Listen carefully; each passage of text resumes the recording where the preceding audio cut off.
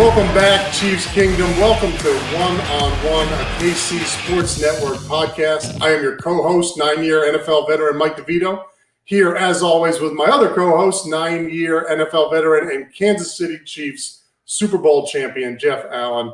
We are here to bring you all things Chiefs football from a player's perspective. Training camp's going, Jeff. Football has started. You can smell it in the air, and I can't wait to get in and talk to you about our time in KC, some of our stories from training camp, and then the season moving forward. Before we get into that, though, our sponsor for this podcast is Cookie Society Cookies. They ship cookies all over the U.S. Check them out, cookiesociety.com.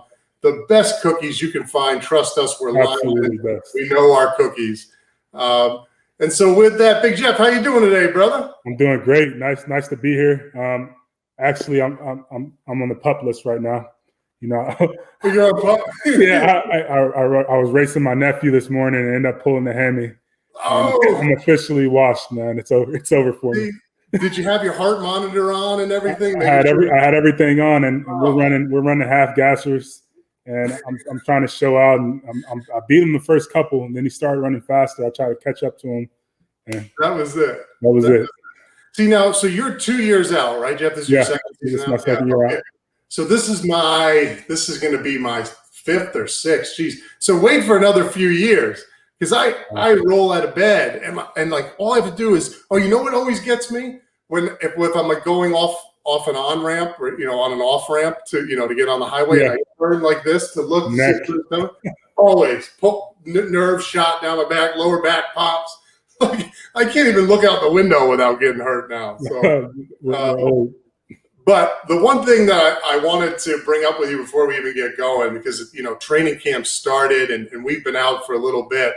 Do you still smell it in the air out there? Because it's like, I feel like every time this comes around, end of July, beginning of August, you feel the heat, you feel the humidity, it's just the smell of this time of year. And I just, even still, 5-6 years out, I still get those goosebumps and those butterflies and anxiety.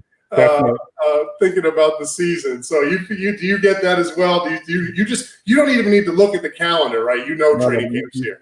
You start to feel it. I mean, we did it for so long that around this time you start to drum up that excitement, even though we're not doing it anymore.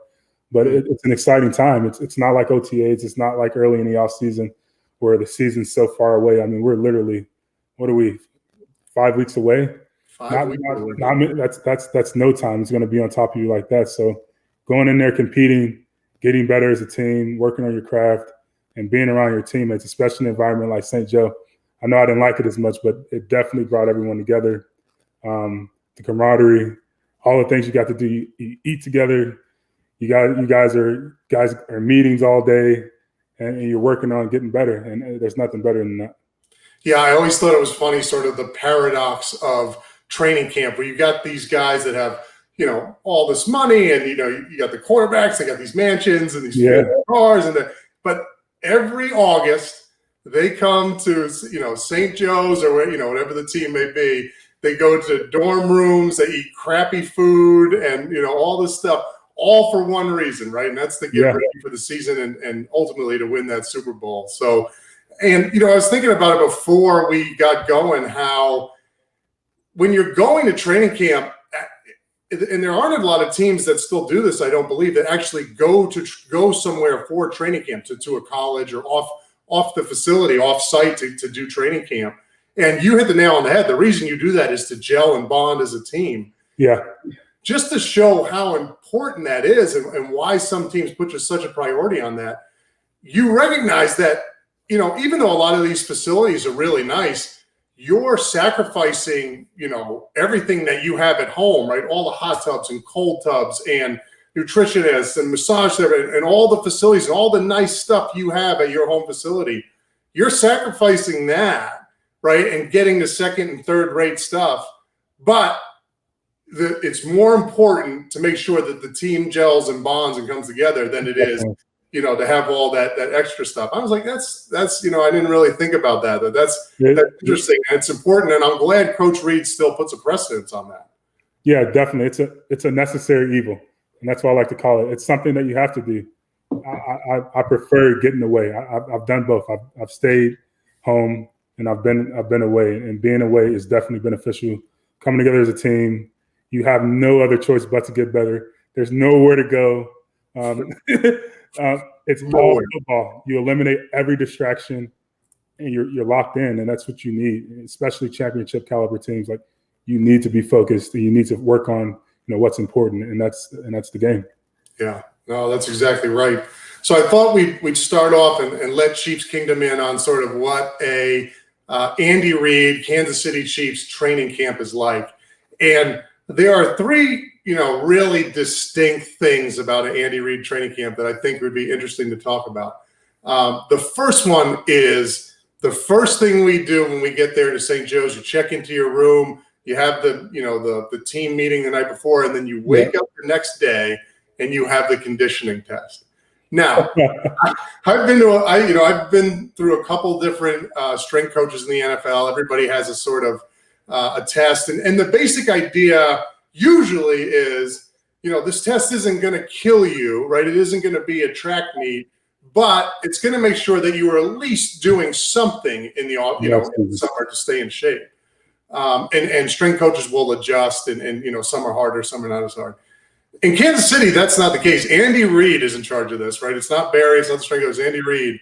Yep. And this test, 15 half gassers, is one of the hardest things I've done playing football in general, at all levels. I mean, this test is no joke. And the one thing that's interesting about what Andy Reid does, it doesn't matter if you're a 15-year veteran, if you're, a rookie, whatever it is, you are doing every rep of that test. Yep. When training camp starts. 15 half gassers, so half gasser, you're starting on one sideline, running to the other sideline and back. 106 yards. Right, and each group, right? So you have your bigs, your big guys, your big skill guys, your middle guys, and then your skill guys, your fast guys. Everybody has a certain time. And in between each rep, you get about 30 to 45 seconds, and then you got to run it again. Yep. Whew, that test, Jeff. I mean, did you hate that as much as I did? I absolutely hated it. And like you said, we come in the first day, we don't do the test, but we have meetings, and the entire night I'm rolling in bed thinking about that test, especially being bigger guys. You see the smaller guys, they're having fun, they're just gliding, they're almost jogging. It's not as hard for them. But us, it's like we have a piano on our backs. You get halfway through and it's just all mental. You're just pushing yourself. It is the hardest test in the NFL, I think. And honestly, the hardest training camp that I've been through. I can't attest to everyone's training camps, but I mean, I've been through 3 different training camps with 3 different head coaches. And Coach Reid, it tests your mental fortitude. You have to be in shape. You have to be mentally ready and physically, but it gets you better. I remember my last year, 2015. They probably did this much more often when you were there, Jeff. This was just coming out where they did these heart monitors. Mm-hmm. And so you'd wear this strap around your chest and it would measure your heart rate. But this one did other things too. It measured your sort of impact in the ground and just how stressful things were on your body. And I wore that every day throughout camp in the 2015 season. And I went through every practice. And at the end, they went through and evaluated, what were the hardest days for Mike? What were the easiest days? By far, they said by far, the hardest day, the hardest thing I went through was the conditioning test. Yep. All the other stuff, the 9-on-7s, the hard practices, the hitting, nothing compared to the conditioning test. And it was funny because I remember Barry saying to me, you're probably, even though this was so hard for your body, I guarantee you next year, if you come back, Andy Reid is going to make you do it again. Because this is so important to him that it doesn't matter. But he really puts a precedence on guys being in shape. And, you have to, and what this does, especially as a big guy, right? So during the summer, I don't know I'm sure it was very similar to mine, where the summer workouts, I was trying to get as explosive and as top end strong as I could, because I knew going into the season, after day one, I was never going to get back to 100%. And so I wanted to make sure I was building the tank, right? I wanted to come in with the biggest, strongest, most explosive thing I could, put together. But in years prior to going to Kansas City, that was always at the expense of conditioning, right? I would do enough to pass the conditioning test, but that was tertiary compared to the other stuff.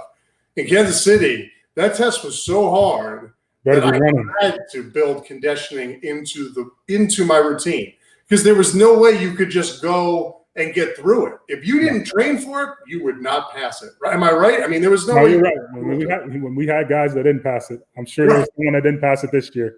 There never was a year where there was 100% pass. Maybe there is now. That's why he wins Super Bowls now. But I never went through a camp while we ran that conditioning test, and every single guy made the test. It's that tough. And these are professional athletes, some of the best athletes in the world. And like you said, if you aren't, conditioning the correct way while we have that time away from the facility, it doesn't matter how strong you are, you're not going to be ready for that test. So you have to prepare.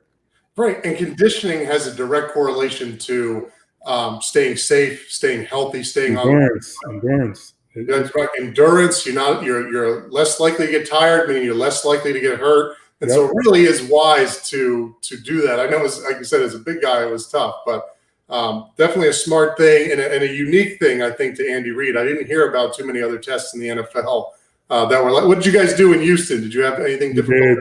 No, it wasn't bad. We did 20, 40-yard sprints. That's what we did with New York. 20, 40 yards. Get a break halfway through. Yeah. And it really wasn't. I mean, I could have done that with very little conditioning. No, if you would have to be like smoking cigarettes and to not. You have to be literally sitting on the couch not doing anything. That's right.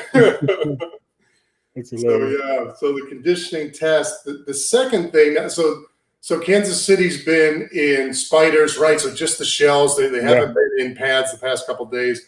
Tomorrow, the live periods or the padded practices start, and along with the padded practices come with another novel thing that Andy Reid does, and that's live periods. Yes. Right. So, on other camps, especially with the Jets, we would do short yardage and goal line. Those would be live periods in the NFL in the training camp. So we would tackle. Yeah. But outside of that, team periods were generally just thud.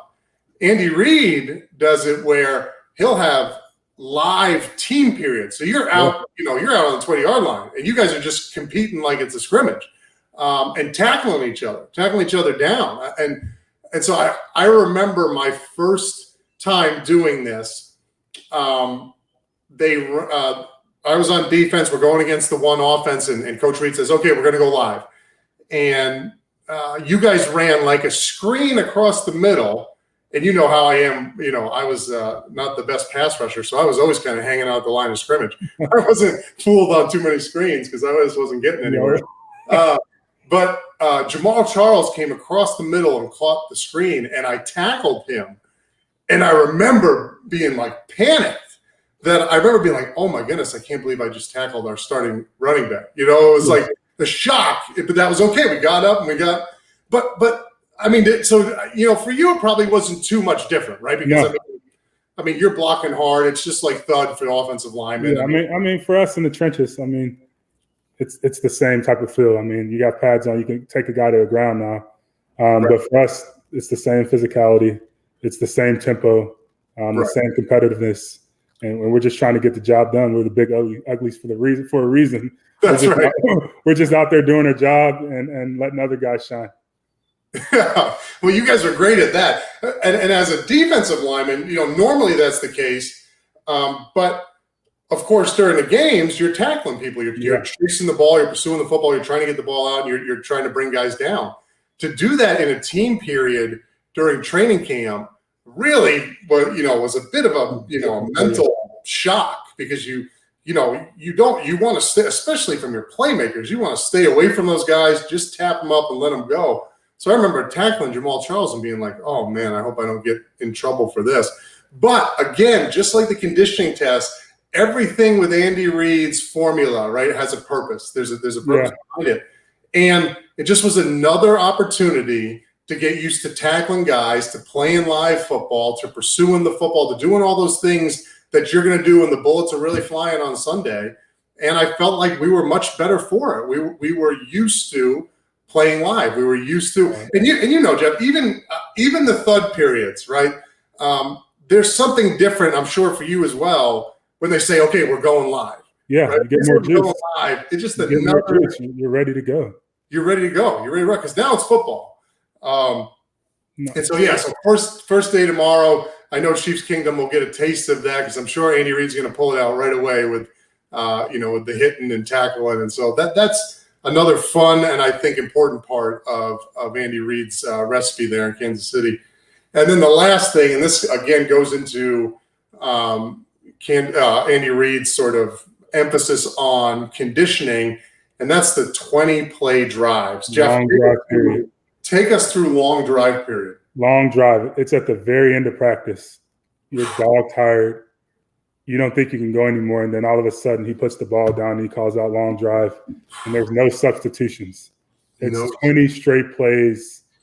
I mean, by the end of that drive, guys are literally walking. You have nothing left in the tank.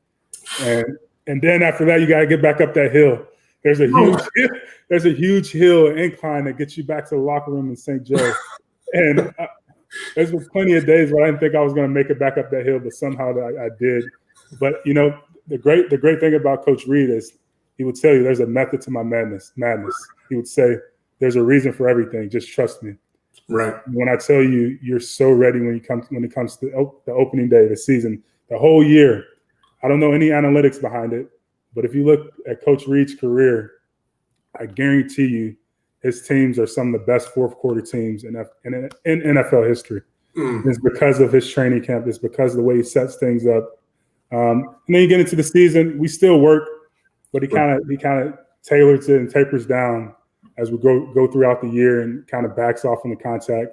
Right. And you're primed and ready, make that run in the playoffs. Right. Yeah. I mean, it's such a smart thing to do. It's something I'd never done in the past. And when I retired from football, I started doing mixed martial arts and things like that. And I get the crap beat. I mean, I'm just terrible at it.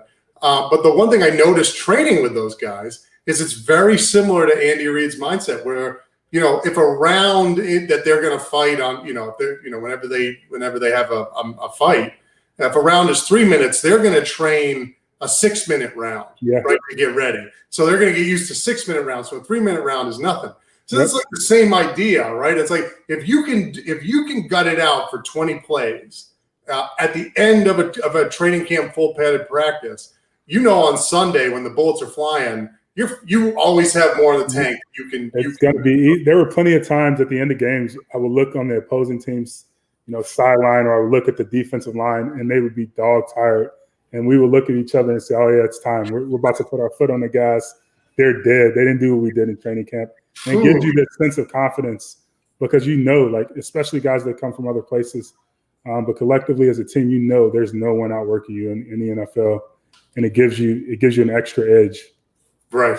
No, that's exactly right. I mean, you're dreading going to camp, but when you're getting out of camp, don't get it twisted. I dread it. Like, if you love that, you're crazy. There's some guys that did love it.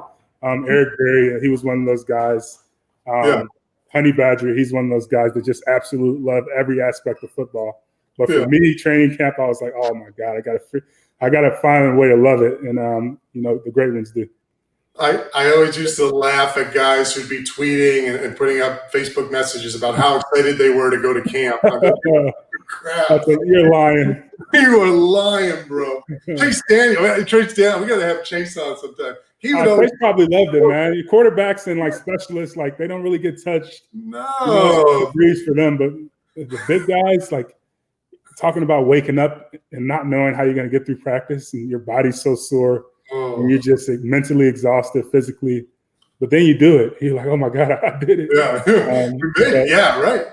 But it's all necessary, especially the older you get and you understand the reasons why you're doing things, and you see results. I mean, Coach Reid, all he does is win.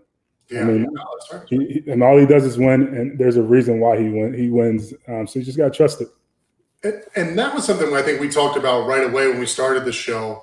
Was it doesn't take long to be in that facility in Kansas City to know, he knows what he's doing. Yeah. This is systematic, like you said, a method to the madness, a recipe that is tried and true. And so there's no room to complain, right? You know, if guys are complaining, it's almost certainly the guy that's complaining. It's because you just know there's no doubting the system. Like, it's just a finely tuned machine. As hard as it is, as hard as the camp is, as much as, you know, we don't like it, I guess, we understand it. We can say that now. We're out. No, we understand it, and Right. we trust the process. So by trusting the process and believing 100% that you're going to get the results, and you see those results, like, there is nothing to complain about. And those guys usually don't stick around. The guys that are constantly complaining. As much as in my head, I was like, man, this is tough. I never went out in the field and just didn't give my full effort. I always went out there and gave 100% effort. I always trusted the process, and I got good results from it. No, exactly. I mean, there was nothing. There was no justifying any complaining outside of I just don't feel good. You know. Yeah. So again, along these same lines, this is more specific to us big guys up front. So at the beginning of training camp, especially the first few practices, you know, it tapers down a little bit towards the end of camp. At the beginning of training camp, right, the first week and a half, 2 weeks, right up until about that first preseason game, you start off camp with your warm ups. You get stretched, you get warmed up, dynamic warm up, then a quick special teams period. And then you have about, you know, I don't remember, what was it, about 30 minutes, 35 minutes of individual. Yeah, so 30 minutes. Where you break up into your position groups and you go through different drills, individual drills. And so as a defensive lineman, we would get out there and you know, we'd warm up, do our thing, and then we'd run through the bags, take a break, get some water, you know, shoot the crap a little bit, hit the buckboard, hit the sleds, take a break, do some, you know, standing walkthrough, go through what we're going to do, the plays we're going to run, yada, yada, all that stuff. And then after individual, then it goes right to 9-on-7, right? Yeah. So 9-on-7, that's probably the most, you know, on most days, that's the most physical part of the game, right? It's a run period, a run team period. It's basically O-line versus D-line and linebackers, and we're just getting after it going through the runs. And I would look over at Andy Heck and Jeff Allen and the offensive line and look at you guys, and Andy Heck was just, you guys were drill to drill to drill to drill. Just, there was never like, hey, take a break and let's talk this through. It was like boom, boom, boom. And then you'd have to run the 9-on-7 and we'd meet you guys over there. And I remember feeling so bad. Like, I can't imagine. Happy you felt bad for us. But as a fellow big guy, I was a borderline case between an offensive lineman and a defensive lineman, right? So I totally felt for you guys. I was like, oh, I can't. So talk to me about what Andy Heck is like. Because, I mean, he's again, just like Andy Reid and what you would expect from somebody on his coaching staff. I mean, he's a brilliant. He's like a general. He's very militant, super detailed. Every single drill has a purpose. And as much work as we did, it wasn't like he was just trying to fill in time. We were just doing stuff to do stuff. Every single thing we did translated to the game, and it made you a better football player. But we did work, without a doubt. There wasn't a moment where we had off time. You know, during special teams, you know, you guys would, you know, tell jokes and drink water, and see y'all playing, you know, with airplanes and all type of stuff. And we're over there, and he's like, "Oh, you guys aren't in special teams today? Let's go do some more indie."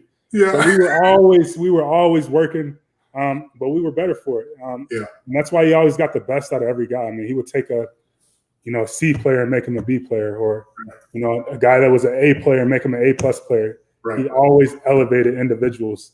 So any guy that's on that team as an offensive lineman, you're going to be better just from individual. Right. just from individual, you're going to be better from the things that he teaches you. But you are going to work. So you're going to work constantly, and it's exhausting. Well, and I can attest to that too, because I remember, and this is sort of the hallmark of a good offensive line coach. Anytime we would beat you guys at something, right? So if I landed a pass rush move, which was very rare, or, you know, we had something dialed up front as a D-line where we were able to have success, especially at the beginning of camp, that stuff was fixed. The next time we would go to do it, it was over. Yes. You know, whatever we had been successful with before was done. By the time we got to the end of training camp, I remember getting chewed out during one-on-ones, 9-on-7. They'd be like, "You guys are getting killed." It's like, but we can't. I don't know what to do. Like they know how to stop what we're doing. So I mean, he's just excellent at that. And like you said, he take guys that are could be mid-level players, and now all of a sudden these guys are going to Pro Bowls. I mean, definitely. And that's Coach Reid. I mean, those are the type of guys he has around him all the time. They're all a reflection of Coach Reid. I mean, it starts up top, but it just permeates through the building, and everyone's a teacher. You have some coaches that just yell and scream, and they tell you what they want to see, but they don't tell you how to get there. Right. Every single coach in that building, they're telling you the how, the why, and everything in between. You're going to know how to play the game. You're going to learn the game, and most importantly, they're going to be teaching you along the way. So, right. I think that's the special thing about that entire staff. And that's not something I think that gets talked about a lot in the NFL and specifically with Coach Reid, is first the importance of building the coaching staff, and not just your offensive, defensive coordinators, but your assistant guys, right? The Andy Hecks and the Bieniemys that when Bieniemy was coaching running backs, and Nagy coaching quarterbacks, and all these, having these excellent coaches at every level makes such a difference. That's who you're going to be with the most. I mean, you were with the D-line coach majority of the time. I was with Andy Heck majority of the time, and we come together, as a group with offense and defense, and then collectively as a team. But it's important to have that position coach, a great position coach, because that's who you spend the most time with. Yeah, no question. So now I want to get your point of view, because I didn't get to see this in my time there. I did get to see Eric Bieniemy as a running backs coach. Now, as a player, I liked to be the first one out on the practice field. So every morning, practice was at 8:40. I was out there at 8:10. Right? I wanted to be out as early as I could, get used to being out there, get warmed up, get stretched. The only person I could never beat out is Eric Bieniemy and the rookie running backs that he would, be working with. Yeah. And I remember walking out onto that practice field early, half hour early to practice, and Bieniemy's out there, and he is practicing these guys. And I mean, just the excitement and the energy that he brought. I remember going over to him time and time again and being like, "Listen, either you need to come sub in as a defensive line coach, or you need to figure out a way to get my fat butt as a running back, because I need to play for you." Like, he's one of those coaches that you just want to play for. I mean, just an amazing coach, an amazing person, and the charisma and the attitude and the swagger. And so now you have him as an offensive coordinator, right? And you take that, and on the opposing side, you have Spags, who I've met before, never got a chance to see outside of, videos of him doing his coaching style. But I've heard he's the same way, right? Very much intense, after it, fun, a guy you want to play for, a guy you love, charismatic, tough. And so I just want to know, like, what was practice like? Right. So when I was there, it was Doug Peterson was the OC and Bob Sutton was the DC. Those are two very different, right? Very stoic, very, obviously brilliant football minds, but not your most energetic and outgoing person. Yeah. What was it like to be at practice with Spags on one side as the DC and Bieniemy on the other side as the OC? Competitive as hell. Oh. I'm talking about going back and forth. We're going to kick the defense's ass today. Right. Like, make sure you bring in, his favorite thing. Let's make sure we're chopping wood. Yeah. And he really means that. Bring your hard hat to work and be ready to work with EB. But he's going to have fun with it. And even though he's the offensive coordinator, he still has that same spirit as a running back coach. He's going to be in the trenches with us. When the scout team's giving us a look, he's on the scout team. And he's going full speed. He's going to make sure that he's giving you a good look and you're doing what you're supposed to do. And that's not seen in the offensive coordinator position. He's really a special human being. Spags, I didn't spend too much time with Spags, but looking across the field, kind of seemed like the same type of person as EB. Yeah. EB is definitely, he brings the juice to the offense, to the entire building. He's a special dude. And with coaches, kind of like players, if somebody is is putting on a show, right? Like, it's not a show. Somebody. Yeah. So you have those rah-rah guys in the locker room, and then you have a guy like Eric Berry, right? Yep. Who he says something, he gets you fired up, and it's like instant. You know it. EB seems to have that same talent, right? Yeah. Where it's like you have these coaches, they try to rah-rah and do that, and it falls on deaf ears. But EB does it, and it's like Eric Berry's doing it, right? It's like everybody's like, yeah, let's roll. I mean, he has that special. That's a unique gift. You just have that. I can't explain it. I don't know where those guys get that from. Yeah, I think you're just born with it, and I mean, he lets his actions do the talking. He talks a lot. Don't get me wrong, but he does even more work. Right. He is like you say, he's the first guy on the field.